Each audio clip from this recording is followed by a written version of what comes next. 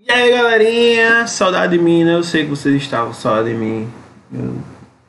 Vocês têm que admitir essa verdade, né? Quem não se lembra, meu nome é Mauro, eu sou professor de história de vocês, do SSA. Estamos voltando aí com as aulas, tá? Graças a Deus, né? Nesse período de isolamento social, de quarentena, de tudo no meio do mundo, lockdown, bobônica toda. Então vamos continuar o assunto, a gente vai continuar hoje falando sobre a questão do antigo regime. A gente teve ainda uma aula vivo, né, durante um tempinho aí do SSA 2, mas a gente hoje vai continuar vendo outro assunto que seria o antigo regime. É bem rapidão, é bem legal e serve como base para os nossos próximos assuntos, que vai ser principalmente o iluminismo, tá, que a gente vai ver nas próximas aulas. Então vamos começar a aula, vamos começar o slide, acompanha comigo e vamos lá, vamos começar com todo jeito. Comecei tão louco que esse meu bordão, né? Bom dia, boa tarde, boa noite, boa alguma coisa. O horário que você estiver assistindo aí, seja bem-vindo, né? Puxa a cadeira, deite na cama, deite, assim, fica acordado, tá? Eu sei que minha voz é nem Jigglypuff, né? Parece aquele Pokémonzinho, né? Mas aí vocês vão ter agora conosco o assunto falando sobre o antigo regime. O que seria o antigo regime? O antigo regime é uma nomenclatura que surge com o iluminismo, já no século XVIII. Tá, que vai fazer referência ao período da monarquia absolutista, principalmente a monarquia absolutista na França, tá? Aí ao lado vocês têm uma figura desse personagem assim maravilhoso, ostentador, né, pomposo, que é Luís XIV, chamado também de Rei Sol. Foi o auge do absolutismo monárquico, assim, é considerado um dos reis que mais representam a ideia do que é o absolutismo monárquico, porque ele vai utilizar esse poder ao extremo, vai ter o ego hiper mega master inflado, né? Porque ele considerava tão importante. Ele pronuncia essa célebre frase, né? L'estat c'est moi, o Estado sou eu, e que o sol brilhe por toda a França. Ele era conhecido como Rei Sol, centro de nossa Via Láctea. Então ele era a bicha mor, né? A louca de Kisuke morre. Então ele vai ser o cara que vai comandar a França durante vários anos e vai tomar decisões sem consultar conselho geral, sem consultar seus ministros. Então ele vai tomar decisões baseadas no que ele achava mais coerente e não ligava para opiniões contrárias. Quem era contrário a ele morria. Então você tira por aí de como o rapaz era brabo, né? Mas como funciona um sistema absolutista monárquico? O nome já está dizendo por si só. O que é monarquia? Monarquia seria a figura do rei, a figura do monarca, a figura do líder que tem direitos acima dos outros, privilégios acima dos outros. E absolutismo, poder absoluto. Então você junta as duas palavras e dá o quê? Poder absoluto dos reis. Eles vão ter poder absoluto sobre todos os setores. Cita exemplo, mal, porque eu não estou entendendo muito bem. Se não entender, você pode voltar à explicação, eu vou dar um exemplo agora. Por exemplo, ele estipulava impostos. Ele que estipulava os impostos. Né, leis e regras, ele que criava essas leis e regras a serem respeitados pela sociedade. Então ele tinha um poder absoluto sobre várias áreas. Na política ele retirava ministros, colocava ministros, ele fazia leis, retirava as leis, ele colocava impostos, retirava impostos. Então ele tinha um poder total absoluto sobre todos os setores dentro da sociedade. Poderia condenar uma pessoa à morte, né, com a palavra dele, claro, e não poderia haver, né, nenhum tipo de contestação, porque ele estava acima da lei por ter esse privilégio de ser o rei, o comandante geral da nação. De onde vem esse poder tão grande, né, de onde se formou? A gente vai falar dos filósofos daqui a pouco, que vão justificar o poder do rei, né? Mas a ideia principal de onde vem esse poder do rei seria a ideia do direito divino, né, e sagrado do homem. Algumas pessoas, de acordo com a igreja, foram escolhidos por Deus, né, ungidos por Deus, para governar. E essas pessoas seriam exatamente os reis, né, porque eles detêm uma dignidade imortal. Eles estão acima de tudo e de todos. O que seria a dignidade imortal? Ele teria a virtude, né, dada por Deus para comandar todo o país. E isso não morreria com ele, passaria para seus descendentes. Ou seja, aí a ideia de hereditariedade, ou seja, o poder passar de pai para filho, porque é esse filho desse pai que vai ter a dignidade dada à família dessa pessoa como algo imortal, vai transpassar através do Espírito. Vê só que coisa legal que a igreja justificava, né, para ver o poder dado ao rei. Quem fazia esse apá, né, quem falava exatamente sobre essa ideia de poder divino, era um filósofo da igreja chamado Jacques Bossuet. Falava exatamente desse poder absoluto dos reis que foram escolhidos por Deus, ungidos por Deus para governar. Não é aquela meia ungida não, que os caras vendem, né, naqueles programas loucos não. Nem agora feijão, tá querendo vender feijão ungido que cura coronavírus. Então não dá certo, não é assim, é complicado. Tudo isso, toda essa política funcionava através de uma prática bem legal, assim, as alianças políticas funcionavam através de uma prática bem interessante, que era a prática do casamento. O casamento não era por amor, né, do período do antigo regime do absolutismo monárquico. O casamento era um acordo econômico político tido entre as partes. Um rei com uma família importante iria se casar com essa família importante, iria ter ela como aliada, e a partir disso iria gerar filhos que seriam descendentes diretos ao trono. Muitos países, para poder chegar a um acordo de paz, por exemplo, né, existe paz entre eles, eles acabaram casando um filho de um reino com a filha de outro, e vice-versa. Aconteceu isso entre França e Inglaterra, quando houve períodos de paz, e também quando queria se formar alianças, como aconteceu também entre Portugal e Inglaterra, né, Espanha e a França. Então eles casavam os filhos deles para criar alianças políticas. Então funcionava como se fosse um acordo matrimonial, que também funcionava na parcela política, tá certo? O rei controlava todos e tudo isso aí, inclusive as três classes que existiam dentro da sociedade do antigo regime. Quais seriam as três classes sociais? A primeira seria do clero, que é a igreja, tá? Que é responsável por rezar, ela vai ter essa ideia de salvar a alma das pessoas. Depois nobreza, que seriam os guerreiros, os caras que são donos de terras, né, que vão para a luta, que seriam responsáveis por lutar e defender o território. E por fim o terceiro estado, que nesse caso aí da França você vai ter burguesia, você vai ter camponeses, você vai ter pessoas trabalhando nas manufaturas. Então a classe mais baixa. Dentro do sistema político de absolutista monárquico, quem tem privilégios é clero e nobreza. Isso vem desde a Idade Média. Isso vem desde a Idade Média, onde a igreja controlava todos os setores da sociedade. A partir dessa formação do absolutismo monárquico, quem vai controlar vai ser o rei, com a ajuda da nobreza e do clero. O rei vai estar lá acima, recebendo a ajuda dos dois e sustentando todo o sistema através de sistema bem corrupto, aí, duas ideias bem corruptas, que a gente vai ver somente mais pra frente, tá certo? Então vamos continuar. Como eu estava falando, essa sociedade é uma sociedade estamental, ou seja, ela é dividida em três classes sociais, tá? Clero, nobreza e terceiro estado.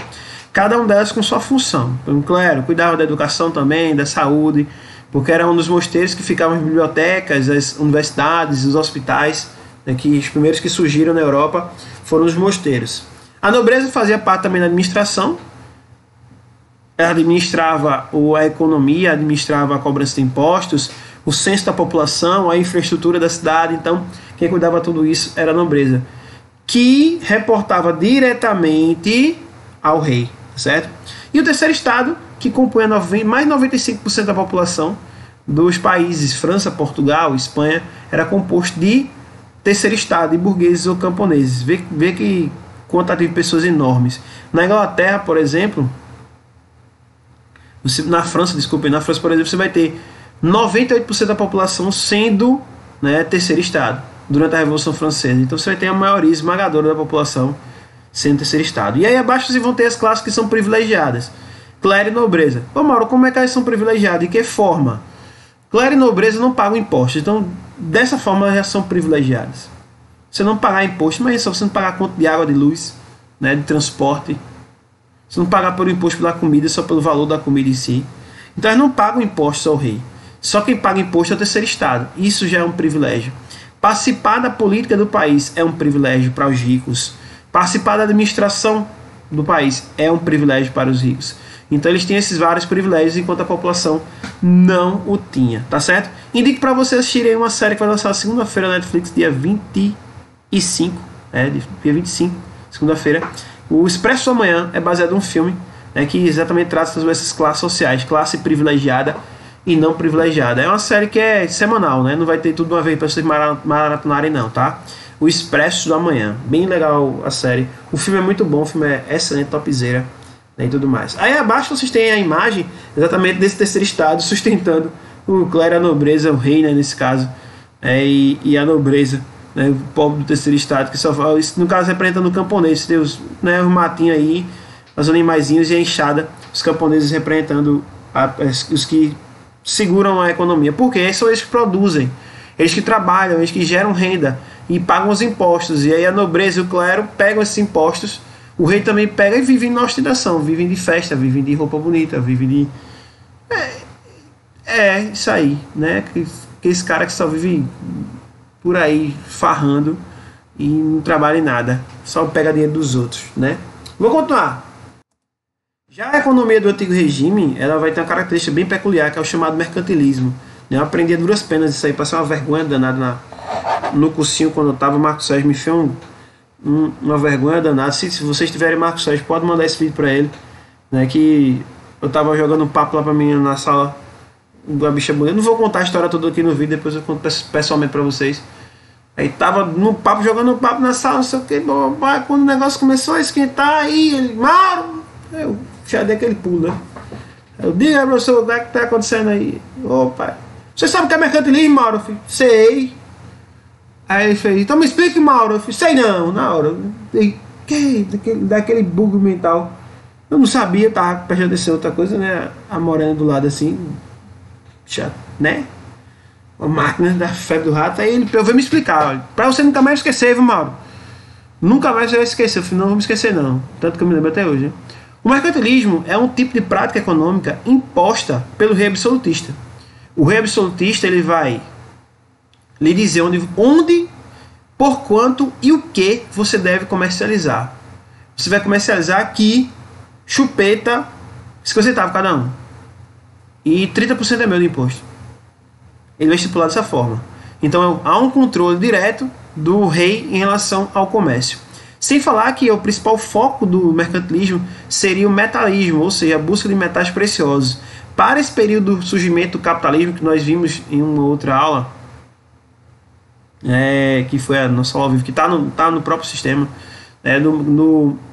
do período do capitalismo mercantil, né, que nós temos as grandes navegações, o importante era você ter pedras preciosas, ouro e prata, não, pedras não, metais preciosos, ouro e prata, para você ter real riqueza, para você transformar em peças e comercializar através da troca dessas moedas, troca dessas peças. Então o metalismo se tornou a parte mais importante para esse país, tanto que quando se encontrava ouro em algum lugar, ouro ou prata, havia uma corrida imensa para ter esses recursos. Aqui no Brasil foi em Minas Gerais, na América Espanhola foi nas civilizações astecas e incas, né? Então você vai ter, né, uma corrida muito grande em relação à compra ou ao garimpo, a conseguir o ouro e a prata, metais preciosos. Então a característica básica seria o metalismo, a busca de metais preciosos nas colônias americanas, assim como também o controle de todos os setores da economia, tá certo? Você controlar tudo isso através de impostos.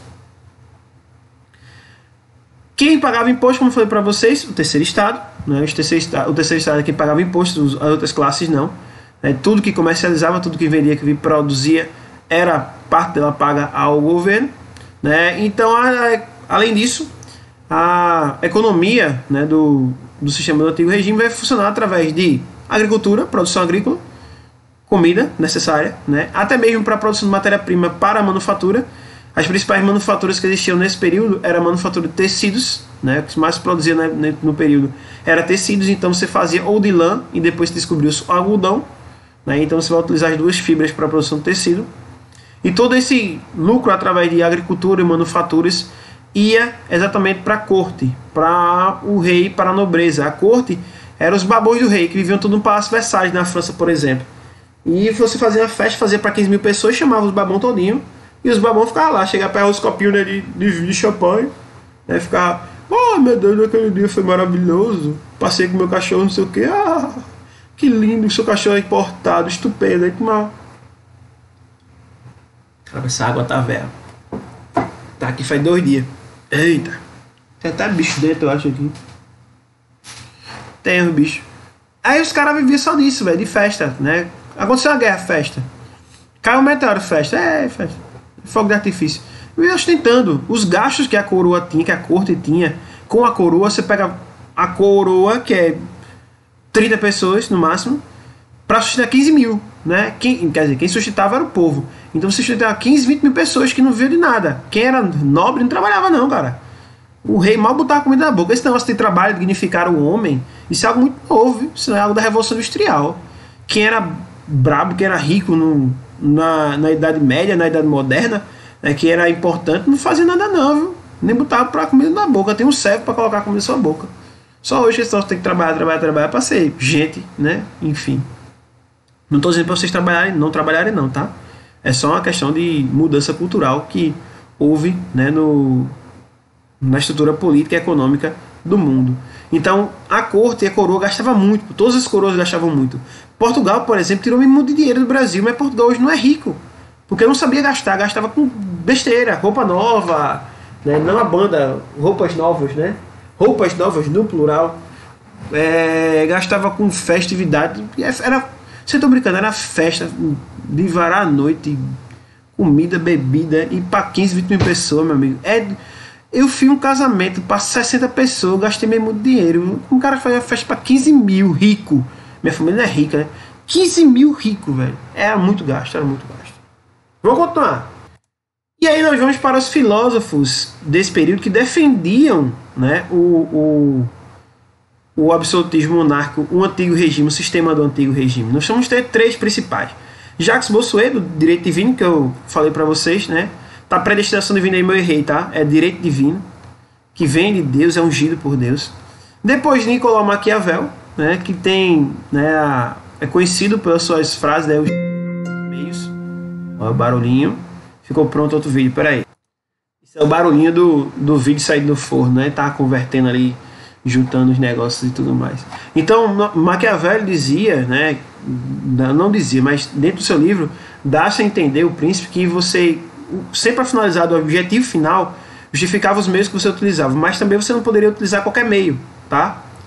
Quer dizer, você poderia utilizar qualquer meio dependendo da sua índole, óbvio. Ele não dizia assim, você vai matar 5 pessoas para chegar ao seu objetivo, não. Você vai fazer o que você puder e quiser para alcançar seu objetivo. Se está na sua índole que você vai matar 5 pessoas, você mata.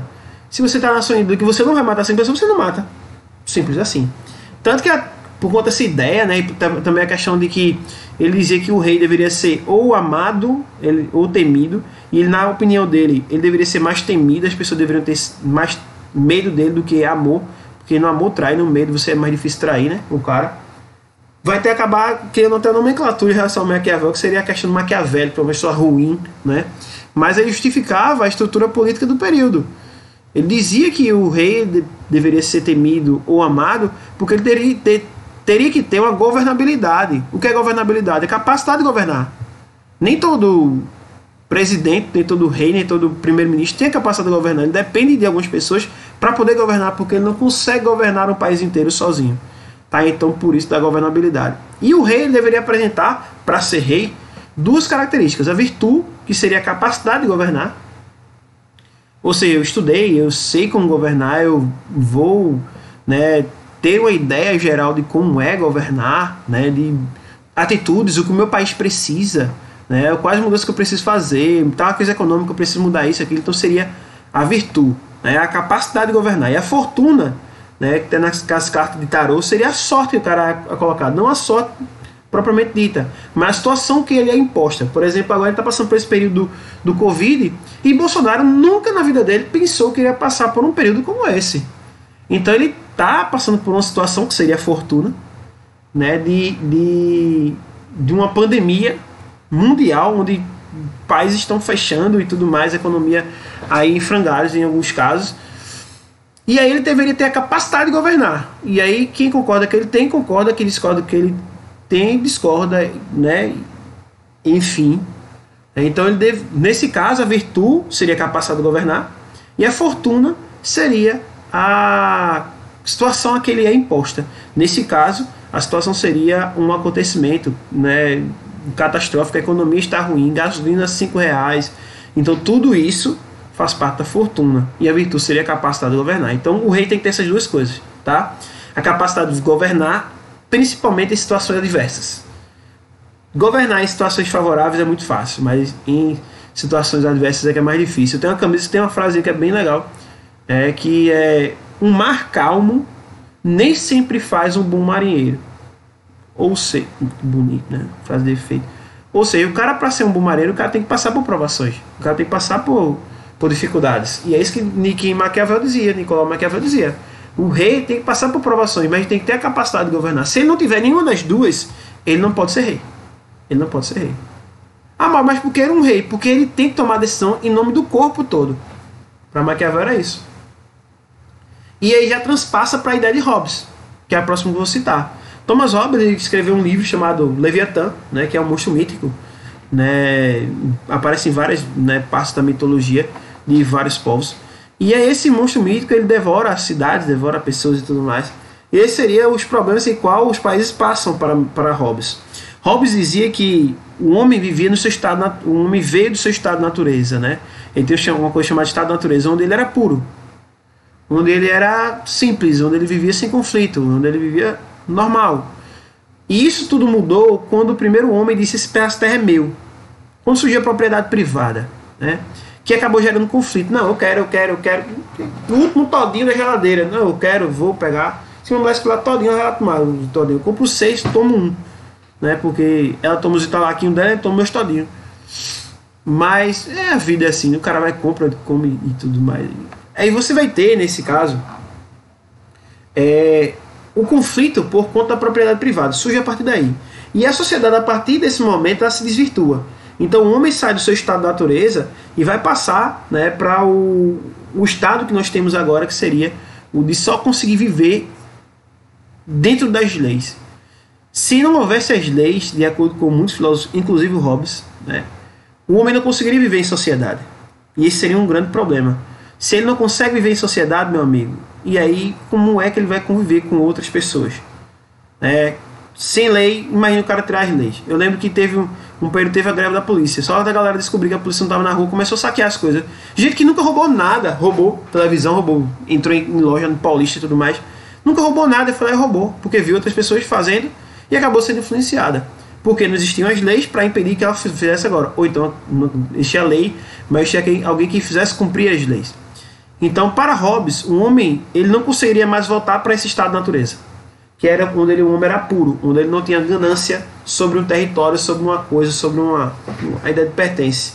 Então, para gerir esse homem que havia sido desvirtuado por conta dos conflitos, existia a necessidade de uma figura de destaque comandar e controlar todas as pessoas. E aí vem a ideia da contratualidade, do contratualismo. Isso, essa palavra saiu.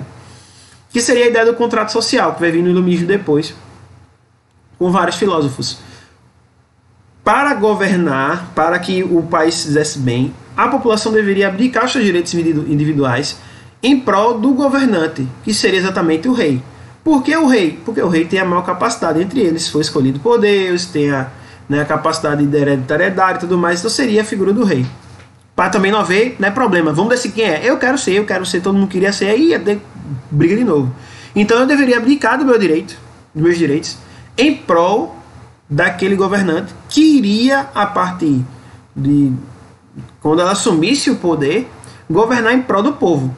Todos esses aí, eles não falavam que era o presidente ou o rei, o rei, ele poderia fazer o que ele quisesse não, tá? Mas o povo falou, não, ele deveria fazer tudo isso em prol do Estado e do país. E o povo está incluso dentro do país.